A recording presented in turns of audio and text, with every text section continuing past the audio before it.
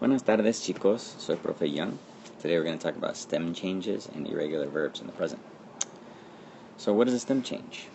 Stem changes have the same endings as regular verbs, and only the stem changes. So we need to talk about what is a stem, what is an ending, and what is a stem change. So here's some examples. I know it's kind of hard to see, but on the left you see regular. It means verbs that are not stem changes. So that'd be things like hablar goes to yo hablo, comer goes to tú comes, just like we practiced the last time. Stem changes, let's see if you can figure out what the difference is. Okay? You have empezar and then you have yo empiezo. So think about what might be different, what happened there. And then poder goes to tú puedes. And you take a look at that and see if you can figure out what happens there. If you want to pause it and do that now. Okay, if you figured out what those were, I'll point out for you, usually this is where we had a little change, right? That E changed to an IE. Normally that would be yo empezo, right? If we just took the whole root and put on the right ending.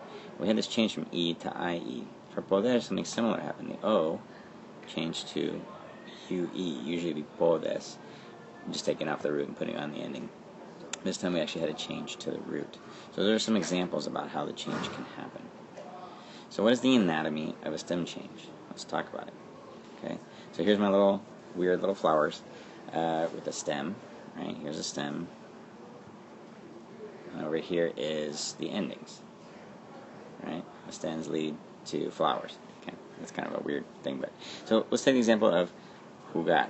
Okay, jugar is a stem change. It goes from U to UE.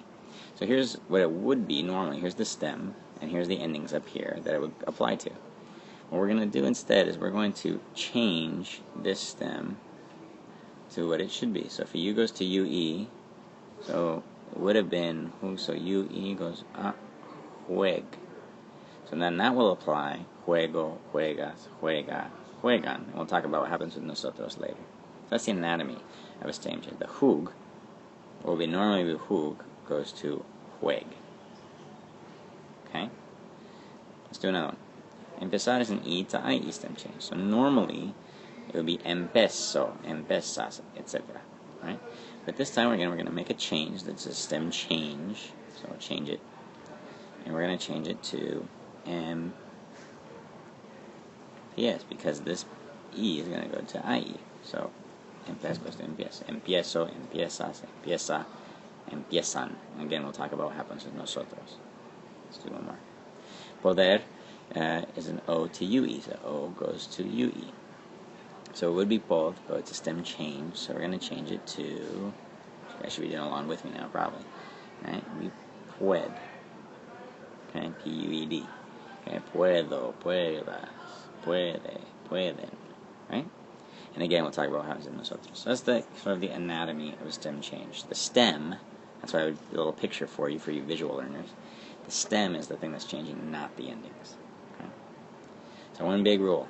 Here's the nosotros thing. The nosotros form doesn't do the stem change. Okay? So here's an example conjugation.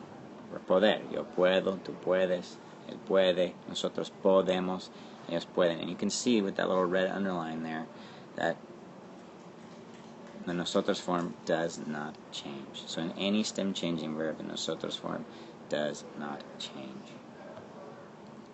So some common verbs that do this are jugar, which means to play, poder, which means to be able to say something like I can do this or can I do that. Volver means to return, like to come back. Empezar means to begin or to start. Pensar means to think. Querer means to want, like yo quiero, right? Tener and venir, they both are kind of stem changes, but they have a weird yo form. That's why I wrote kind of in there. It means to have and to come. So let's keep going. Now let's talk about a few irregulars.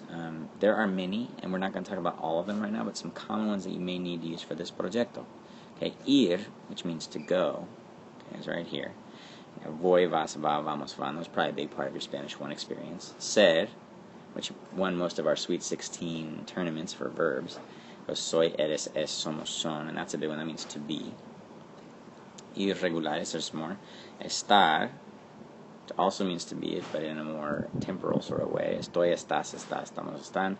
Notice the accents on all the forms that are not first person. And then dar, which is to give, doy, das, da, damos, dan. And then there's a whole bunch more, right? These ones that have these weird yo forms. Saber goes to se, sabe, sabe, sabemos, saben. And all these ones that have the go endings. Tener goes to tengo, venir goes to vengo, poner goes to pongo, traer goes to traigo, salir goes to salgo, and hacer goes to hago. So those are some potential ones for you to remember and practice. Hopefully that's helpful to you. That was a lot of info in a short period of time. I might recommend going back and making sure that you got what you needed, as I went fairly quickly. Feel free to rewind, rewatch, use this as a reference.